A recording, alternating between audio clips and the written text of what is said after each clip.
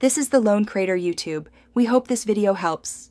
You'll begin by confirming prerequisites.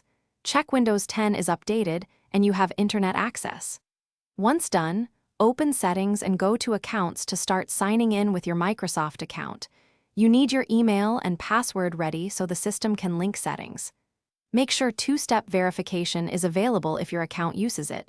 This secures sync and will prompt an extra code. This first step attaches your identity to the device, so personalized sync can begin immediately. Next, you enable and scope sync. In Settings under Accounts, choose Sync Your Settings and flip the main sync toggle on.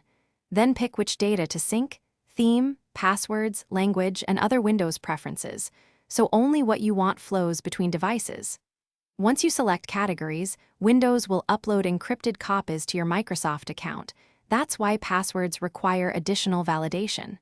Make sure to allow time for initial upload. Larger profiles take longer to propagate to other devices. To finish, verify sync completed by checking the Sync Your Settings page for a last sync timestamp, and then sign into your other Windows 10 devices with the same Microsoft account so settings replicate. If something doesn't appear, sign out and sign back in, or use the Sync Reset option. This forces a fresh upload. Make sure each device's date and time are accurate because mismatches can block authentication. If problems persist, temporarily disable two-step. Complete sync, then re-enable it for security. Thanks for watching. Consider subscribing if we helped you.